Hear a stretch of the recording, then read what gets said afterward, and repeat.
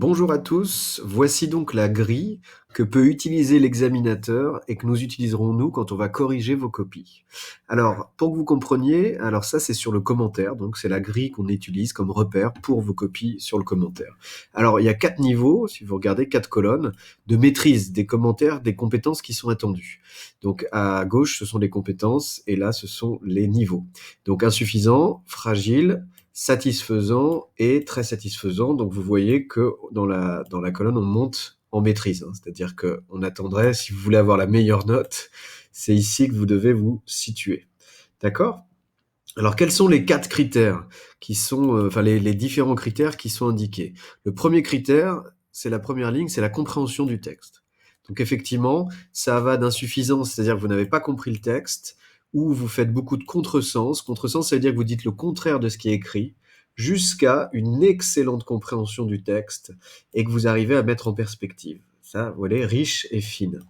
Ensuite, le deuxième critère qu'on va utiliser, ça sera l'analyse, bien sûr. Donc ça, c'est l'analyse du texte que vous allez proposer dans votre commentaire. Et on vous parle d'interprétation. Alors l'interprétation, c'est quand vous expliquez les effets que vous utilisez, notamment des citations. Alors, soit insuffisant, c'est qu'il n'y a aucun projet de lecture, c'est-à-dire que vos remarques partent dans tous les sens, que votre texte n'est pas forcément construit, et que votre réflexion, en fait, vous répétez beaucoup de choses, vous citez, pas forcément le texte beaucoup, et vous parlez du texte sans trop de structure. Enfin, si on va prendre la dernière, c'est qu'effectivement, vous avez une vraie réflexion, d'accord, structurée, on vous le dit. Donc là, c'est un plan, c'est-à-dire avec sans doute une problématique, des parties, et que vos analyses sont fines et personnelles. C'est-à-dire qu'on sent vraiment que vous analysez le texte de façon personnelle et en profondeur.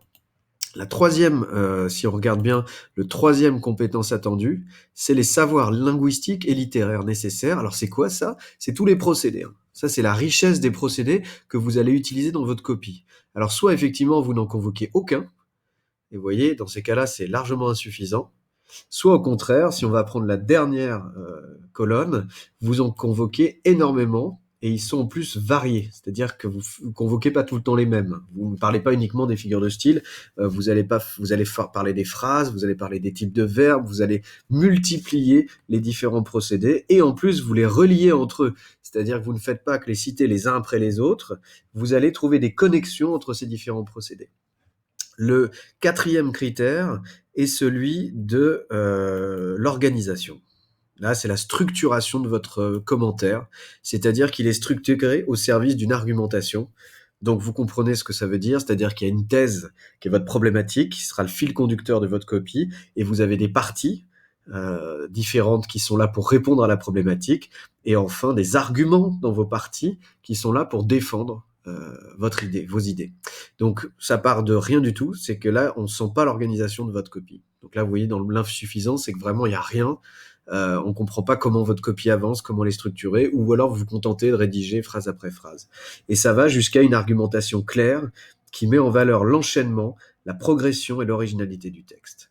Et enfin, je dirais le dernier critère, ça va être celui qu'on n'oublie pas, qui est la qualité de l'expression, c'est-à-dire la façon dont vous écrivez votre copie, la richesse de votre vocabulaire, des expressions que vous allez utiliser, et ça va effectivement d'un propos confus, c'est-à-dire on ne comprend pas ce que vous dites, on ne comprend pas ce que vous écrivez plutôt, jusqu'à effectivement une très bonne maîtrise de la langue, avec un vocabulaire riche et précis. Et là, vous pensez à votre liste de vocabulaire qu'on a élaboré ensemble et que vous pouvez réutiliser toujours dans vos copies.